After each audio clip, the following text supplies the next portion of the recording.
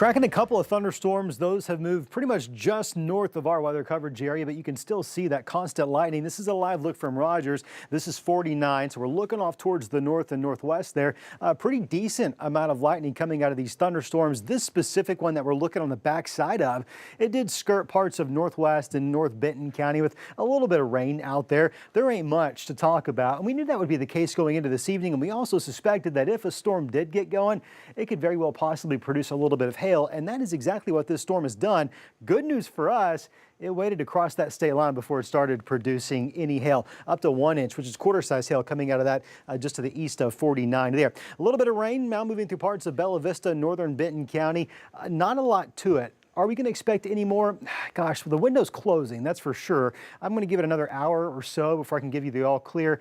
If we do get something else to develop, it is probably going to be northwest Arkansas, and that is where we've got that level 2 out of 5 risk in place. It does extend a little bit further towards the south, down towards the tunnel a little bit, that level 1 there in green. Futurecast is pretty optimistic that most of us are going to likely stay dry and not have to deal with any more storms. You'll notice a lot of that activity just north of the Arkansas-Missouri state line, and you can see that continues into the overnight hours. Got to talk about tomorrow. Clouds are going to be on the increase. They're going to be stubborn. I'm afraid it's probably going to be more of an overcast Sunday, maybe a little bit of sunshine here and there, but more clouds than anything else. What Futurecast isn't showing you is what I suspect could be a couple of spotty showers out there. Probably the first half of the day. They're going to be really light and almost like a drizzle, if you will. It's all part of the front that's going to be moving through. Overnight tonight, we're only going to be dropping into the low 60s. Right now, many of us are already there, so we don't expect a lot of big changes between now and when you wake up tomorrow. Overall, a mild day, upper 60s by lunchtime. We'll crack into the 70s by tomorrow evening in northwest Arkansas. A little bit warmer in the River Valley, probably going to make it into those mid to upper 70s before the day's over with.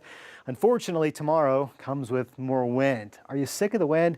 I'm sick of the wind.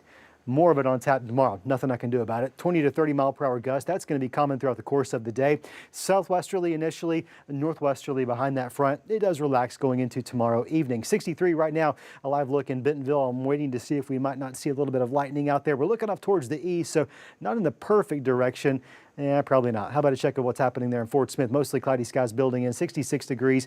Winds are light right now out of the east, about 5 to 10 miles per hour. We'll go with that 20% chance of a spotty shower tomorrow. Again, that's primarily going to be in the early morning hours, 70s by the afternoon. High pressure builds in Monday, Tuesday, Wednesday, most of Thursday. Spring break for most of the area kids. Weather is going to be nice for it. That high pressure not only keeps us dry, should keep winds a little bit lighter than they have been. Also result in some warmer temperatures. We're cracking into the 80s, at least a couple of days next week, and then we notice an increase in rain chances late next week into next weekend. We need some rain. Goodness gracious, we're running behind. Droughts developing, fire weather. We've been talking about it for the last several days.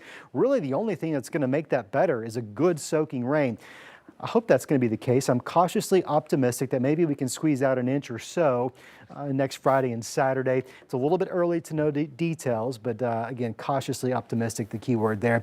We really need some. Unfortunately, Lauren, as you well know, this time of year, it's hard to come by a good soaking rain without at least a chance of storms. I'm really hoping we can get lucky.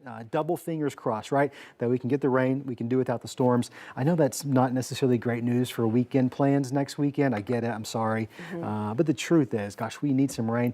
And the longer this goes on and on, well, the fire weather danger is just going to get worse. We just need like a nice spring sprinkle, if you will. Yeah, maybe more than that a little bit. And you know, maybe if we get lucky, and beggars can't be choosers, and goodness gracious, we're a beggar. Maybe it all happens overnight. A good soaking rain overnight. Yeah. I'm wish casting. That's what it's called, wish casting. I like that. I like